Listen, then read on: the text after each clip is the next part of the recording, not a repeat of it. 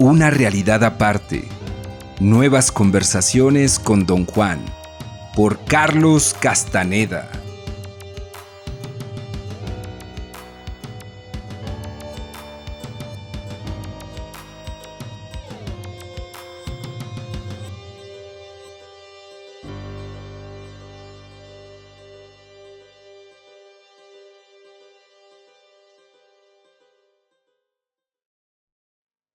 El 5 de octubre de 1968 regresé a casa de Don Juan, con el único propósito de interrogarlo sobre los hechos en torno a la iniciación de Eligio. Al releer el recuento de lo que tuvo lugar entonces, se me había ocurrido una serie de dudas casi interminables. Como buscaba explicaciones muy precisas, preparé de antemano una lista de preguntas, eligiendo cuidadosamente las palabras más adecuadas. Empecé por preguntarle: ¿Vi aquella noche, don Juan? Estuviste a punto. ¿Vio usted que yo veía los movimientos de Eligio? Sí, vi que Mescalito te permitía ver parte de la lección de Eligio. De otro modo habrías estado mirando un hombre allí sentado, o quizás allí tirado. En el último mitote, ¿no notaste que los hombres hicieran nada, o sí? En el último mitote, yo no había advertido que ninguno de los participantes realizara movimientos fuera de lo común. Le dije que podía asegurar con certeza que todo cuanto había registrado en mis notas era que algunos se levantaban para ir a los matorrales más a menudo que otros. Pero casi viste toda la lección de Eligio, prosiguió don Juan. Piensa en eso. ¿Entiendes ahora lo generoso que es contigo Mescalito? Mescalito jamás ha sido tan bueno con nadie, que yo sepa. Con nadie. Y tú, sin embargo, no tienes en cuenta su generosidad. ¿Cómo puedes volverle la espalda tan de golpe? O quizás debería decir: ¿a cambio de qué le vuelves la espalda a Mescalito? Sentí que don Juan me acorralaba de nuevo. Me resultaba imposible responder su pregunta. Siempre había creído haber renunciado al aprendizaje para salvarme, pero no tenía idea de qué era aquello de lo que me salvaba, ni para qué. Quise cambiar de inmediato el sentido de nuestra conversación, y para tal fin abandoné la intención de proseguir con mis preguntas premeditadas y expuse mi duda más importante. ¿Acaso podría usted decirme más acerca de su desatino controlado? Dije. ¿Qué quieres saber de eso? Dígame, por favor, don Juan, ¿qué es exactamente el desatino controlado? Don Juan rió fuerte y produjo un sonido chasqueante golpeándose el muslo con la mano ahuecada. Esto es desatino controlado, dijo, y nuevamente rió y golpeó su muslo. ¿Qué quiere usted decir? Estoy feliz de que, al cabo de tantos años, finalmente me hayas preguntado por mi desatino controlado. Y sin embargo no me hubiera importado en lo más mínimo si nunca hubieras preguntado. Pero he decidido sentirme feliz, como si me importara que preguntases, como si importara que me importara. Eso es desatino controlado. Ambos reímos con ganas. Lo abracé. Su explicación me resultaba deliciosa, aunque no acababa de comprenderla. Como de costumbre, estábamos sentados en el área frente a la puerta de su casa. Mediaba la mañana. Don Juan tenía delante una pila de semillas y les estaba quitando la basura. Yo había ofrecido ayudarlo, pero él rehusó. Dijo que las semillas eran un regalo para uno de sus amigos en Oaxaca y que yo no tenía el poder suficiente para tocarlas. ¿Con quiénes practica usted el desatino controlado, don Juan? Pregunté tras un silencio largo. Él chasqueó la lengua. ¡Con todos!, exclamó sonriendo. Entonces, ¿cuándo decide usted practicarlo? Cada vez que actúo. En ese punto sentí necesidad de recapitular y le pregunté si desatino controlado significaba que sus actos no eran nunca sinceros, sino solo actos de un actor. Mis actos son sinceros, dijo, pero solo son los actos de un actor. Entonces todo lo que usted hace debe ser desatino controlado, dije verdaderamente sorprendido. Sí, todo, dijo él. Pero no puede ser cierto, protesté, que cada uno de sus actos sea únicamente eso. ¿Por qué no? Replicó con una mirada misteriosa. Eso significaría que nada tiene caso para usted y que nada ni nadie le importa en verdad. Yo, por ejemplo, ¿quiere usted decir que no le importa si yo me convierto o no en hombre de conocimiento, o si vivo, si muero, si hago cualquier cosa? Cierto, no me importa. Tú eres como Lucio o como cualquier otro en mi vida, mi desatino controlado. Experimenté una peculiar sensación de vacío. Obviamente no había en el mundo razón alguna para que yo hubiera de importarle a don Juan, pero a la vez yo tenía casi la certeza de que se preocupaba por mí en lo personal. Pensaba que no podía ser de otro modo, pues siempre me había dedicado su atención completa durante cada momento que yo había pasado con él. Se me ocurrió que acaso don Juan solo decía eso por estar molesto conmigo. Después de todo, yo abandoné sus enseñanzas. Siento que no estamos hablando de lo mismo, dije. No debí haberme puesto como ejemplo. Lo que quise decir es que debe haber algo en el mundo que a usted le importe en una forma que no sea desatino controlado. No creo que sea posible seguir viviendo si nada nos importa en realidad. Eso se aplica a ti, dijo. Las cosas te importan a ti. Tú me preguntaste por mi desatino controlado, y yo te dije que todo cuanto hago en relación conmigo mismo y con mis semejantes es precisamente eso, porque nada importa. La cosa es, don Juan, que si nada le importa, ¿cómo puede usted seguir viviendo? Rió, y tras una pausa momentánea en la que pareció deliberar si responderme o no, se levantó y fue al traspatio de su casa. Lo seguí. Espere, don Juan, dije. De veras quiero saber. Debe usted explicarme lo que quiere decir. A lo mejor no es posible explicar, dijo él. Ciertas cosas de tu vida te importan porque son importantes. Tus acciones son ciertamente importantes para ti, pero para mí, ni una sola cosa es importante ya, ni mis acciones, ni las acciones de mis semejantes. Pero sigo viviendo porque tengo mi voluntad, porque he templado mi voluntad a lo largo de mi vida, hasta hacerla impecable y completa. Y ahora no me importa que nada importe. Mi voluntad controla el desatino de mi vida. Se acuclilló y pasó los dedos sobre unas hierbas que había puesto a secar al sol en un gran trozo de arpillera. Me hallaba desconcertado. Jamás habría podido anticipar la dirección que mi interrogatorio había tomado. Tras una larga pausa, pensé en un buen punto. Le dije que en mi opinión, algunos actos de mis semejantes tenían importancia suprema. Señalé que una guerra nuclear era definitivamente el ejemplo más dramático de un acto así. Dije que para mí, destruir la vida en toda la faz de la Tierra era un acto de enormidad vertiginosa. ¿Crees eso porque estás pensando en la vida?, dijo don Juan con un brillo en la mirada. No estás viendo. ¿Me sentiría distinto si pudiera ver?, pregunté.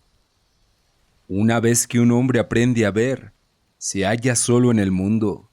sin nada más que desatino, dijo don Juan en tono críptico. Tus acciones, así como las acciones de tus semejantes en general, te parecen importantes solo porque has aprendido a pensar que son importantes. Puso una inflexión tan peculiar en la palabra aprendido que me forzó a inquirir a qué se refería con ella. Aprendemos a pensar en todo, dijo, y luego entrenamos nuestros ojos para mirar al mismo tiempo que pensamos de las cosas que miramos.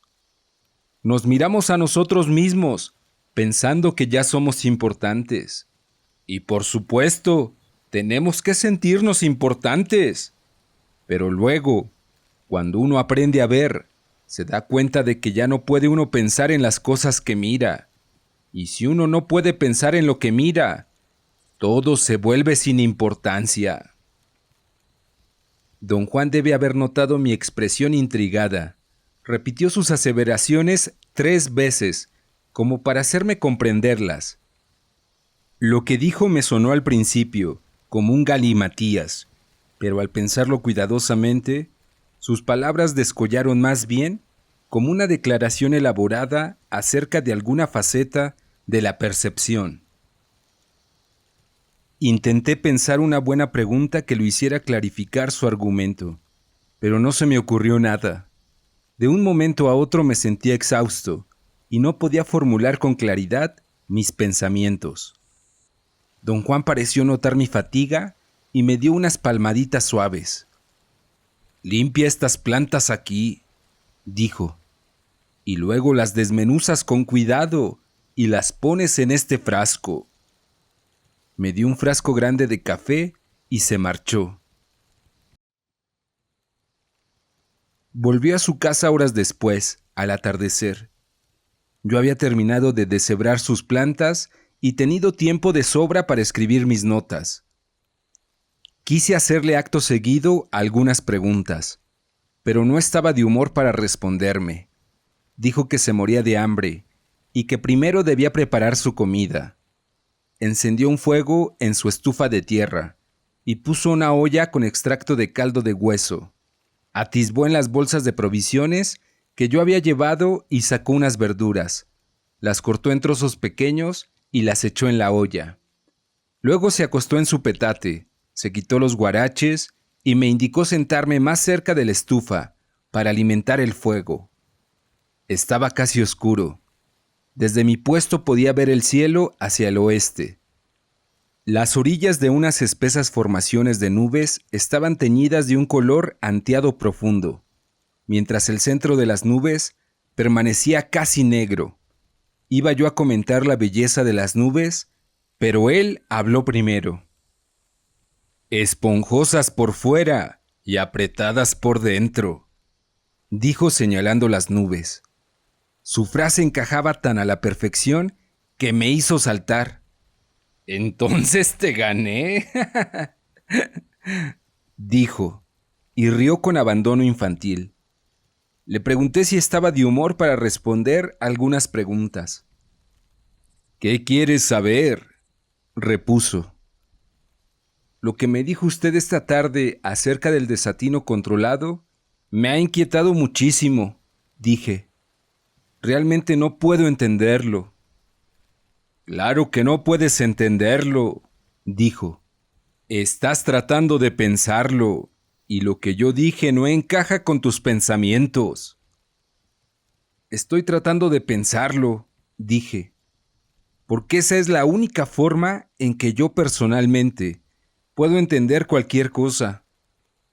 Por ejemplo, don Juan, dice usted que cuando uno aprende a ver, todo en el mundo entero carece de valor». No dije valor, dije importancia. Todo es igual y por lo tanto sin importancia.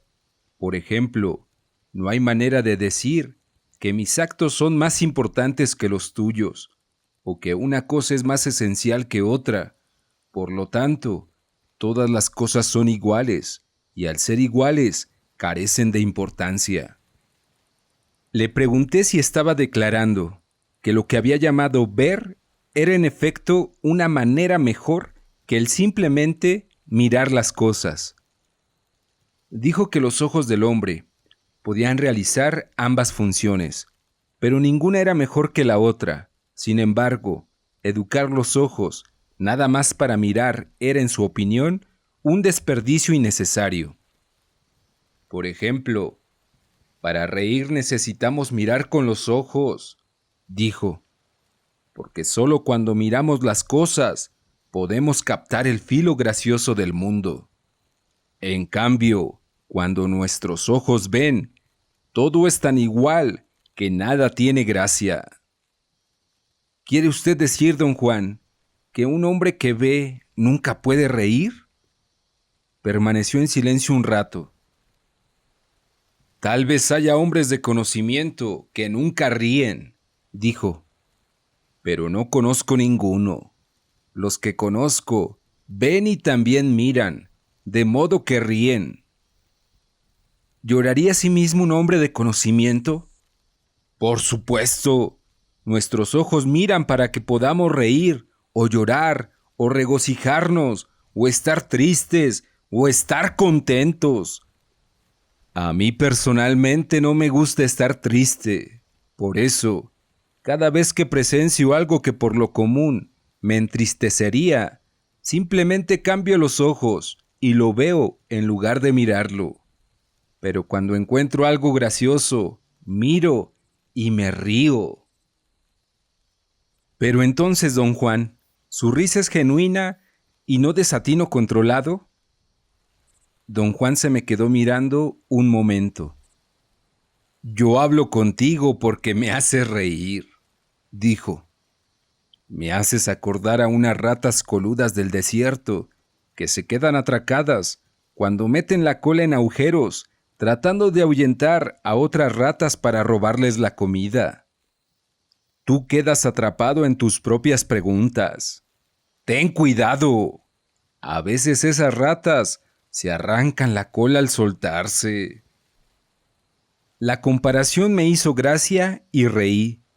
Don Juan me había enseñado cierta vez unos roedores pequeños, de cola peluda, que parecían ardillas gordas. La imagen de una de esas ratas rechonchas, arrancándose la cola a tirones, era triste, y al mismo tiempo morbosamente chistosa. Mi risa, así como todo cuanto hago, es de verdad, dijo don Juan.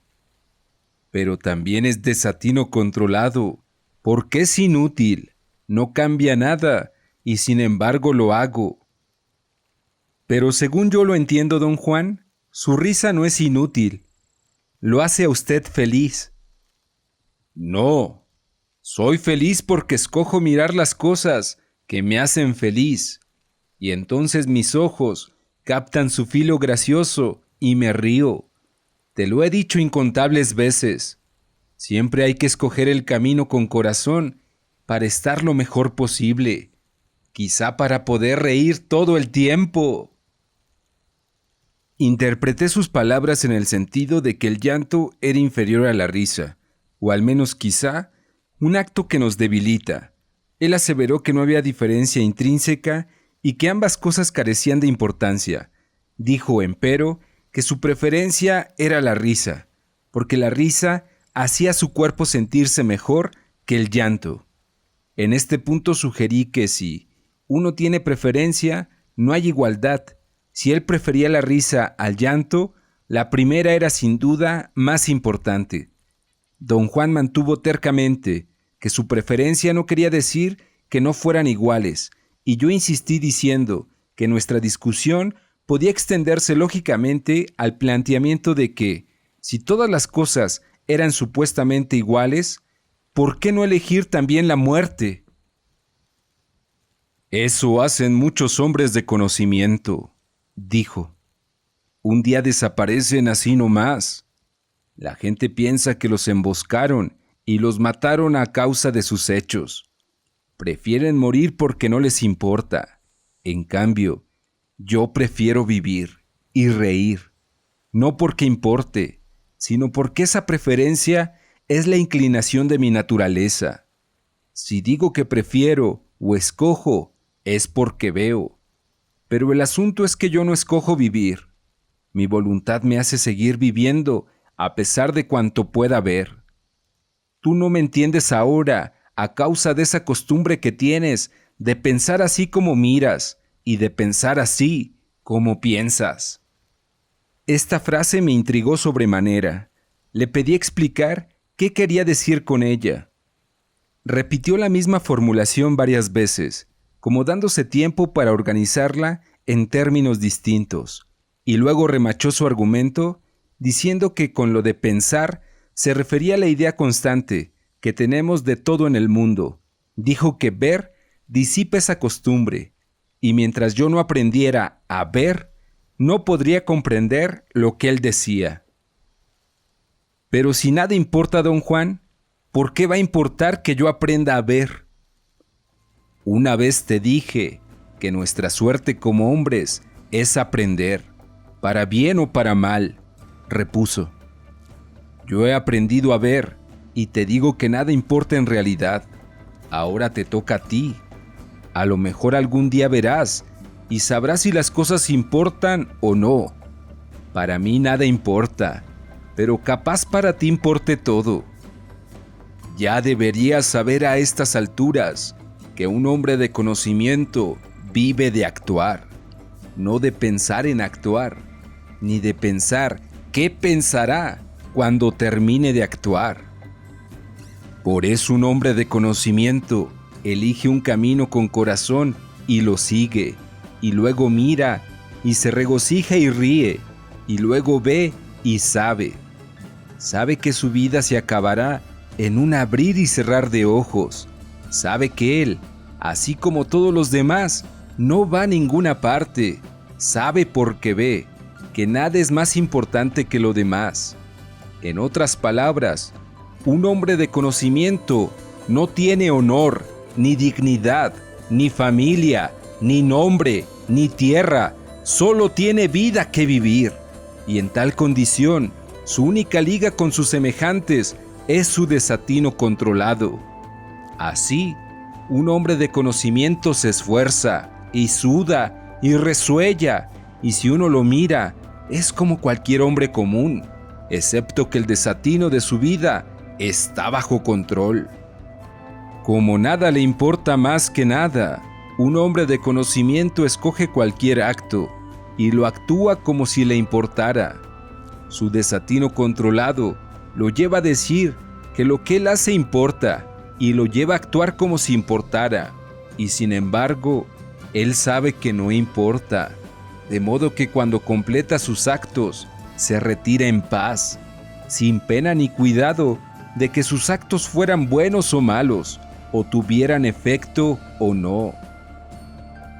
Por otro lado, un hombre de conocimiento puede preferir quedarse totalmente impasible y no actuar jamás, y comportarse como si el ser impasible le importara de verdad.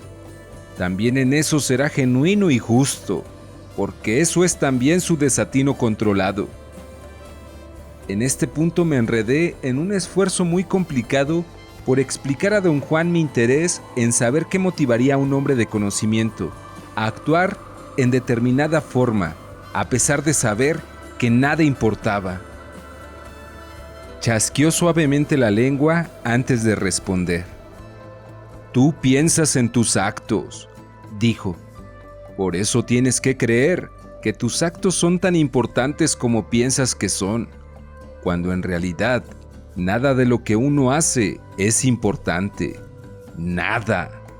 Pero entonces, si nada importa en realidad, me preguntaste, ¿cómo puedo seguir viviendo? Sería más sencillo morir. Eso es lo que dices y lo que crees, porque estás pensando en la vida, igual que ahora piensas en cómo será ver. Querías que te lo describiera para poder ponerte a pensar en ello, igual que haces con todo lo demás, solo que, en el caso de ver, pensar no es lo fuerte, así que no puedo decirte cómo es ver. Ahora quieres que te describa las razones de mi desatino controlado, y solo puedo decirte que el desatino controlado Se parece mucho a ver. Es algo que no se puede pensar. Bostezó. Se acostó de espaldas y estiró los brazos y las piernas. Sus huesos produjeron un sonido crujiente. Te fuiste por un tiempo muy largo. Piensas demasiado. Se levantó y fue al espeso chaparral a un lado de la casa. Alimenté el fuego para mantener hirviendo la olla. Iba a encender una lámpara de petróleo, pero la semioscuridad era muy confortante. El fuego de la estufa, que daba luz suficiente para escribir, creaba asimismo un resplandor rojizo en mi alrededor. Puse mis notas en el suelo y me acosté. Me sentía cansado. De toda la conversación de don Juan, lo único que punzaba mi mente era que yo no le importaba. Eso me producía una inquietud inmensa. Durante un lapso de años, yo había depositado en él mi confianza. De no haber confiado en él por entero, el miedo me habría paralizado ante la perspectiva de aprender su conocimiento. La premisa en que mi confianza se basaba era la idea de que yo le importaba en lo personal. De hecho, siempre le tuve miedo, pero frené mi temor porque confiaba en él. Cuando él quitó esa base, me dejó sin nada en qué apoyarme y me sentí desvalido. Una angustia muy extraña se posesionó de mí. Me puse extremadamente agitado y empecé a pasear de un lado a otro frente a la estufa. Don Juan tardaba mucho. Lo esperé con impaciencia. Regresó un rato después. Volvió a sentarse ante el fuego y yo solté atropelladamente mis temores. Le dije que me preocupaba mi incapacidad de cambiar de dirección a mitad de la corriente. Le expliqué que, junto con la confianza que le tenía, había aprendido también a respetar su forma de vivir y a considerarla intrínsecamente más racional, o al menos más funcional que la mía. Dije que sus palabras me habían lanzado a un conflicto terrible, porque involucraban la necesidad de cambiar mis sentimientos.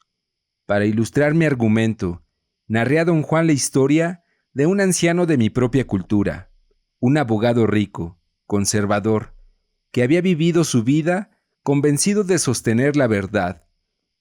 En los primeros años del 30, con el advenimiento de la política del presidente Roosevelt, se vio envuelto apasionadamente en el drama político de aquella época. Poseía la seguridad categórica de que el cambio era perjudicial al país, y por devoción a su forma de vida y convicción de estar en lo justo, juró combatir lo que consideraba un mal político. Pero la marea de la época era demasiado fuerte. Lo avasalló. Pugnó contra ella a lo largo de 10 años en la arena política y en el territorio de su vida personal. Luego la Segunda Guerra Mundial selló sus esfuerzos con la derrota completa. Su caída política e ideológica dio por resultado una profunda amargura. Se autoexilió durante 25 años. Cuando lo conocí tenía 84 y había vuelto a su ciudad natal a pasar sus últimos días en un asilo de ancianos. Me parecía inconcebible que hubiese vivido tanto, teniendo en cuenta la forma en que había despilfarrado su vida en amargura y autocompasión. Por algún motivo, mi compañía le resultaba amena y solíamos conversar largamente. La última vez que lo vi, concluyó nuestra conversación en la forma siguiente. He tenido tiempo de volver la cara y examinar mi vida. Los asuntos de mi tiempo no son hoy más que una historia, y ni siquiera una historia interesante. ¿Acaso desperdicié años de mi vida persiguiendo algo que nunca existió? Últimamente he tenido el sentimiento de que creí en algo que era una farsa. No valía la pena. Creo que ahora lo sé. Y sin embargo, no puedo recobrar los 40 años que he perdido. Dije a don Juan que mi conflicto surgía de las dudas a que me habían arrojado sus palabras sobre el desatino controlado. Si nada importa en realidad, dije, al convertirse en hombre de conocimiento, uno se hallaría forzosamente tan vacío como mi amigo, y no en mejor posición. No es así, dijo don Juan cortante. Tu amigo se siente solo porque morirá sin ver. Su vida solo fue para hacerse viejo y ahora de sentirse más mal que nunca. Siente haber desperdiciado 40 años porque buscaba victorias y no halló sino derrotas. Jamás sabrá que ser victorioso y ser derrotado son iguales. Con que ahora me tienes miedo por haberte dicho que eres igual a todo lo demás. Te estás haciendo el necio. Nuestra suerte como hombres es aprender, y al conocimiento se va como a la guerra. Te lo he dicho incontables veces. Al conocimiento o a la guerra se va con miedo, con respeto, sabiendo que se va a la guerra y con absoluta confianza en sí mismo. Confía en ti, no en mí.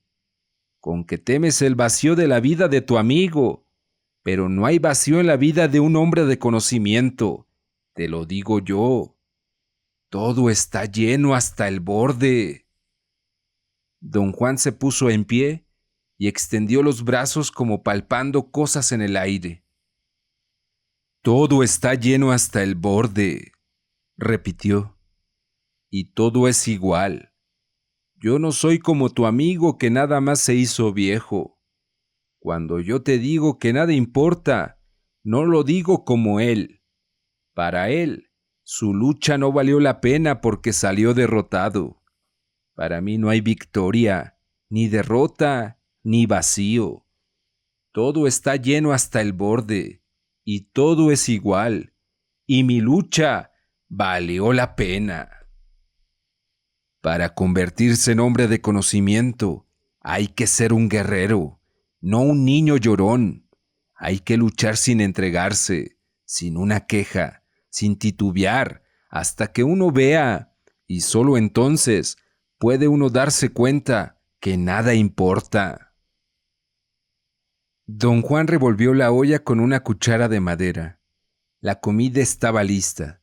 Quitó la olla del fuego y la puso en un bloque rectangular de adobe que había construido contra la pared y que usaba como una repisa o mesa. Empujó con el pie 2 cajones pequeños, que servían como sillas cómodas, especialmente si uno se recargaba contra las vigas que soportaban el muro. Me hizo seña de tomar asiento y sirvió un plato de sopa. Sonrió. Sus ojos brillaban como si en verdad disfrutara mi presencia. Suavemente deslizó el plato en mi dirección. Había en su gesto tal calor y bondad que parecía estarme pidiendo restaurar mi confianza en él. Me sentí idiota. Traté de romper mi pesadumbre mientras buscaba mi cuchara, pero no pude hallarla. La sopa estaba demasiado caliente para beberla del plato, y mientras se enfriaba, pregunté a don Juan si desatino controlado quería decir que un hombre de conocimiento ya no podía querer a nadie. Dejó de comer y rió. ¿Te importa demasiado querer a los otros o que te quieran a ti?, dijo. Un hombre de conocimiento quiere, eso es todo. Quiere lo que se le antoja o a quien se le antoja, pero usa su desatino controlado para andar sin pena ni cuidado, lo contrario de lo que tú haces ahora. Que los otros lo quieran o no lo quieran a uno, no es todo lo que se puede hacer como hombre. Se me quedó viendo un rato, con la cabeza algo ladeada. Piénsalo, dijo. Hay una cosa más que quiero preguntar, don Juan. Dijo usted que necesitamos mirar con nuestros ojos para reír, pero yo creo que nos reímos porque pensamos. Un ciego también se ríe. No, dijo. Los ciegos no ríen. Sus cuerpos se sacuden un poquito con la oleada de la risa. Jamás han mirado el filo gracioso del mundo, y tienen que imaginarlo. Su risa no es un rugido. No hablamos más. Yo experimentaba una sensación de bienestar, de felicidad. Comimos en silencio. Luego don Juan empezó a reír. Yo estaba usando una rama seca para llevar las verduras a mi boca. 4 de octubre, 1968. Hoy en cierto momento, pregunté a don Juan si tenía inconveniente en hablar un poco más sobre Ver. Pareció deliberar un instante. Luego sonrió y dijo que de nuevo me hallaba envuelto en mi rutina de costumbre, tratando de hablar en vez de hacer. Si quieres ver, deberás dejar que el humo te guíe, dijo con énfasis. Ya no voy a hablar de esto. Yo estaba ayudándole a limpiar unas hierbas secas. Trabajamos un buen rato en silencio completo. Cuando me veo forzado a un silencio prolongado, me entra siempre la aprensión, sobre todo en presencia de don Juan. En un momento dado le presenté una pregunta, en una especie de arranque compulsivo, casi beligerante. ¿Cómo ejercita su desatino controlado un hombre de conocimiento en el caso de la muerte de una persona a quien ama? Tomado por sorpresa, don Juan me miró extrañado. Digamos su nieto Lucio, dije. ¿Serían desatino controlado los actos de usted en caso de que él muriera? Digamos mi hijo Eulalio. Es mejor ejemplo, repuso con calma don Juan. Lo aplastó un derrumbe cuando trabajaba en la construcción de la carretera panamericana. La manera como actué con él en el momento de su muerte fue desatino controlado. Cuando llegué a la zona de explosivos, casi estaba muerto, pero su cuerpo era tan fuerte que seguía moviéndose y pataleando. Me puse frente a él y les dije a los muchachos de la cuadrilla que ya no lo acarrearan. Me obedecieron y se quedaron allí parados alrededor de mi hijo, mirando su cuerpo maltrecho. Yo también me quedé allí parado, pero sin mirar. Cambié mis ojos para ver cómo su vida personal se deshacía, se extendía incontrolablemente más allá de sus límites, como una neblina de cristales, porque así es como la vida y la muerte se mezclan y se expanden. Eso fue lo que hice en la hora de la muerte de mi hijo. Eso es todo lo que uno podría hacer, y es desatino controlado. Si yo lo hubiera mirado, lo hubiera visto quedarse quieto y habría sentido un grito por dentro, porque ya nunca más miraría su hermosa figura caminando por la tierra. En lugar de eso, vi su muerte, y no hubo tristeza ni sentimiento. Su muerte era igual a todo lo demás. Don Juan guardó silencio unos instantes. Parecía triste, pero entonces sonrió y golpeteó mi cabeza con un dedo. Puedes decir que, en el caso de la muerte de una persona a quien amo, mi desatino controlado es cambiar los ojos. Pensé en la gente que yo amo, y una oleada de pena, terriblemente opresiva, me envolvió. Dichoso usted, don Juan, dije. Usted puede cambiar los ojos, mientras que yo no puedo sino mirar. Mis frases lo hicieron reír. ¡Qué dichoso ni qué la chingada!, dijo. Es trabajo duro. Ambos reímos. Tras un largo silencio, empecé a interrogarlo de nuevo, quizás solo para disipar mi propia tristeza.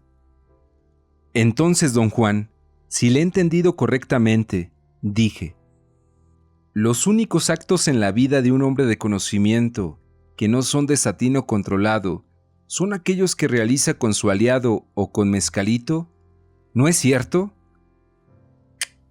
Es cierto, dijo chasqueando la lengua. Mi aliado y Mezcalito no están al nivel de nosotros los seres humanos. Mi desatino controlado se aplica solo a mí mismo y a los actos que realizo en compañía de mis semejantes. Sin embargo, dije, es una posibilidad lógica pensar que un hombre de conocimiento puede también considerar desatino controlado sus actos con su aliado o con Mezcalito, ¿verdad? Me miró un momento. Estás pensando otra vez, dijo. Un hombre de conocimiento no piensa, por lo tanto no puede encontrarse con esa posibilidad. Aquí estoy yo, por ejemplo.